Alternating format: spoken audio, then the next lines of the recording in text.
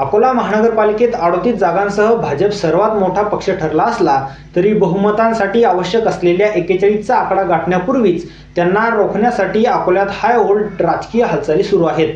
भाजपला सत्तेपासून दूर ठेवण्यासाठी MIM, काँग्रेस, दोन्ही राष्ट्रवादी काँग्रेस, वंचित बहुजन आघाडी एकत्र आले तर भाजपनेही ठाकरे गटाला युतीचा प्रस्ताव दिला। पण भाजपचा गेम बिघडवण्यात आणि या जुळवाजुळवीत प्रकाश आंबेडकर वरचढ ठरणार, भाजपच्या हातातोंडाशी असलेलं महापौर पद हिसकावण्याचा प्लॅन त्यांनी कसा आखला, अकोल्याचा महापौर कोण होणार, सगळं समजून घेऊ या व्हिडिओमधून। नमस्कार, मी रतन, स्वागत आहे तुमचं आपल्या यूट्यूब चॅनलवर। आधी अकोल्याचं राजकीय गणित समजून घेऊ। यंदाच्या महानगरपालिका निवडणुकीत अकोला महापालिकेत 80 सदस्यांच्या सभागृहात बहुमतासाठी 41 नगरसेवकांची आवश्यकता आहे। निकालात भाजपला सर्वाधिक 38 जागा मिळाल्या असून बहुमतासाठी अजून 3 नगरसेवकांची गरज आहे। युतीत एकत्र लढलेल्या अजित पवारांचा 1 आणि शिंदेंचा 1 नगरसेवक अकोल्यात निवडून आले आहेत। यामुळे भाजपला या दोघांची सोबत मिळाली तरी भाजपला बहुमत मिळत नाही। भाजप 40 पर्यंत पोहोचू शकते। दुसरीकडे काँग्रेसकडे 21, उद्धव ठाकरे गटाकडे 6, वंचित बहुजन आघाडीकडे 5, राष्ट्रवादी शरद पवार गटाकडे 3 आणि MIM कडे 3, याशिवाय 1 अपक्ष आणि 1 महानगर विकास आघाडीचा नगरसेवक निवडून आल्याने सगळं अधिक गुंतागुंतीचं झालंय। आता हे सगळे एकत्रित आले तरीही आघाडी सुद्धा 40 पर्यंत पोहोचते आणि बहुमत आहे 41चं। पण भाजप आणि काँग्रेस या दोन्ही प्रमुख पक्षांकडून सत्ता स्थापनेसाठी हालचाली वेगाने सुरू झाल्या। मागच्या महापालिका निवडणुकीत भाजपने 48 जागा मिळवत अकोल्याची सत्ता एक हाती मिळवली होती। मात्र यंदा हा आकडा घसरल्याने मित्र पक्षाचा पाठिंबा निर्णायक ठरताना दिसतोय। दुसरीकडे अकोट नगर परिषदेत झालेल्या MIM भाजप युतीचा परिणाम भाजपच्या निकालावर झाला आणि भाजपचा आकडा खाली आला, अशी चर्चा अकोल्यात होती। खरं तर अकोल्यात सुरुवातीला उद्धव बाळासाहेब ठाकरे गट आणि भाजपा यांच्यात पडद्यामागे चर्चा सुरू असल्याची बातमी होती। पण दोन्ही पक्षाकडून आता परस्पर विरोधी दावे करण्यात येत असल्याने अकोल्यातील राजकीय वातावरण तापलं। उभाटा गटाने विकासाच्या मुद्द्यावर भाजपला प्रस्ताव दिल्याचं म्हटलं तर भाजपने मात्र उभाटा गटाने महापौर पदाची मागणी केल्याचा दावा करत हा प्रस्ताव फेटाळला असल्याचं सांगितलं गेलं। या संदर्भात ठाकरे गटाचे आमदार नितीश देशमुख यांनी स्पष्ट केलं की उभाटा गटाने सत्ता स्थापनेसाठी भाजप समोर काही नागरी सुविधांचे प्रस्ताव मांडले होते। शहराच्या विकासाचे, नागरी सुविधांचे हे मुद्दे मान्य होत असतील तरच भाजप सोबत जाण्याचा विचार केला जाईल। जो कोणी शहराच्या विकासासाठी कटिबद्ध असेल त्याला आम्ही साथ देऊ, अशी भूमिका त्यांनी मांडली। तसंच उभाटा गटाचे सर्व नगरसेवक एकनिष्ठ असून कोणीही भाजपच्या थेट संपर्कात नसल्याचंही त्यांनी ठामपणे सांगितलं। दुसरीकडे भाजपचे अकोला महानगर अध्यक्ष आणि नवनिर्वाचित नगरसेवक विजय अग्रवाल यांनी वेगळाच दावा केला। उभाटा गटाच्या जिल्हा प्रमुखांसोबत चर्चा झाल्याचं त्यांनी मान्य केलं, पण ही चर्चा नागरी सुविधांवर नाही तर केवळ पदांवर झाल्याचं ते म्हणाले। उभाटा गटाने भाजप समोर उपमहापौर पदाची मागणी केली होती, जी भाजपने फेटाळून लावली, असं अग्रवाल यांनी सांगितलं। थोडक्यात ठाकरे भाजप युतीची जी चर्चा झाली पण ती शेवट फिसकटलीच। पण बहुमताच्या आकड्यासाठी भाजपला मित्र पक्षाची गरज आहे। अकोल्यात शिंदे गटाला 1 आणि अजित पवार गटाला 1 अशा जागा मिळाल्यामुळे तिन्ही पक्ष मिळून देखील बहुमताचा आकडा गाठू शकत नाही। आणि इथे एक ट्विस्ट आला, काँग्रेस आणि वंचितने सत्ता स्थापनेसाठी डाव टाकला आणि त्याचं प्रतिनिधित्व करत आहेत वंचितचे अध्यक्ष प्रकाश आंबेडकर। अकोल्यात वंचित ठाकरेंची शिवसेना, MIM, काँग्रेस राष्ट्रवादी, काँग्रेस शरदचंद्र पवार पक्ष आणि अजित पवारांची राष्ट्रवादी यांची संयुक्त बैठक प्रकाश आंबेडकरांच्या निवासस्थानी पार पडली। 45 मिनिटं चाललेल्या या बैठकीत भाजपला रोखण्यासाठी प्लॅन आखण्यात आला।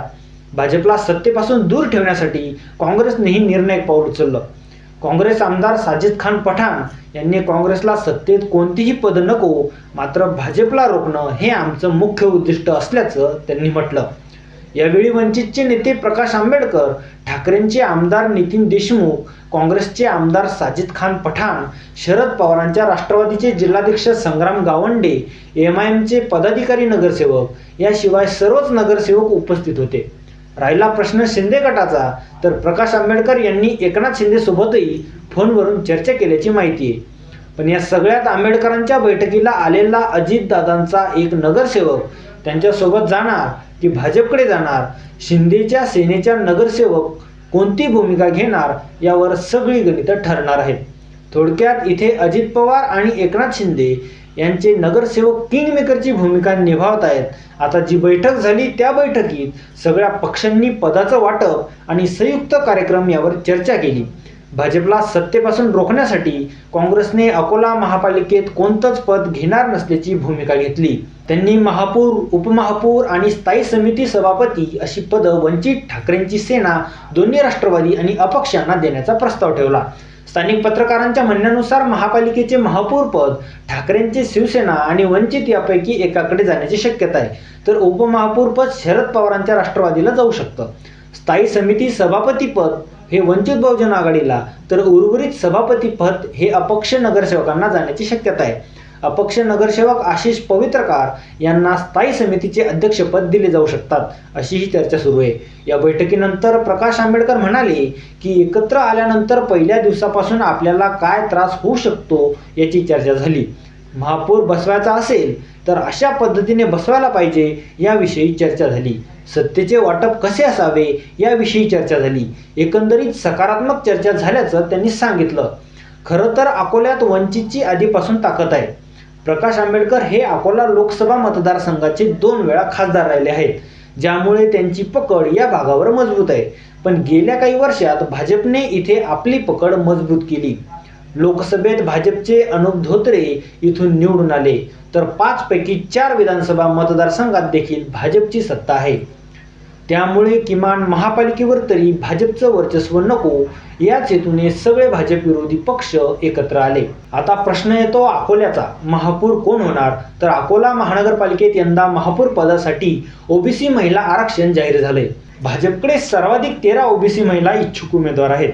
वैशाली शेळके, पल्लवी मोरे, योगिता पावसाळे, मंजुषा शेळके, शिल्पाताई वरोकार, रश्मी अवचार, निकिता देशमुख, सोनाली अंधारे, शारदा खेडकर, नीतू जगताप, माधुरी क्षीरसागर, प्राची काकड आणि कल्पना बोटफोडे. पण प्रकाश आंबेडकर आणि काँग्रेसच्या खेळीमुळे भाजपच्या हातातोंडाशी आलेलं महापौर पद जाण्याची शक्यता आहे. आज प्रकाश आंबेडकरांनी महापौर पदाचा कॅन्डिडेट लवकरच जाहीर करू असं सांगितलं. पण ठाकरे गट आणि वंचितमध्ये महापौर पदाची माळ कोणाच्या गळ्यात पडते हे बघावं लागणार आहे. कारण ठाकरे आणि वंचित बहुजन आघाडीमध्ये महापौर पदासाठी रस्सीखेच सुरू असल्याची माहिती सुरू आहे. जर महापौर पद वंचित बहुजन आघाडीला सुटलं तर वंचितकडून महापौर पदासाठी जयश्री बहादूरकर यांचं नाव चर्चेत आहे, तर उद्धव ठाकरे गटाकडून सुरेखा काळे आणि सोनाली सरोदे या उमेदवार रिंगणात आहेत. आता काँग्रेसने महापौर पदाचा दावा सोडला असला तरी काँग्रेसकडे देखील निक शाहीन अफसर, खुरेशी जैनबी, शेख इब्राहिम, अर्शिया परवीन मोहम्मद या महिला ओबीसी उमेदवार आहेत. त्यामुळे काँग्रेसने 21 जागा असूनही महापौर पदाचा दावा सोडल्यामुळे या नगरसेविका नाराज झाल्या आणि त्यांनी पक्षविरोधी निर्णय घेण्याचा विचार केला तर डाव उलटू शकतो. तुम्हाला काय वाटतं? अकोल्यात कोण बाजी मारणार? बहुमतासाठी तब्बल 3 जागांची गरज असलेला भाजप महापौर पद गमावणार का? तुमची मत आणि प्रतिक्रिया आम्हाला कमेंट बॉक्समध्ये नक्की सांगा. तोपर्यंत काळजी घ्या आणि बघत राहा आपलं आवडचं YouTube चॅनल. नमस्कार.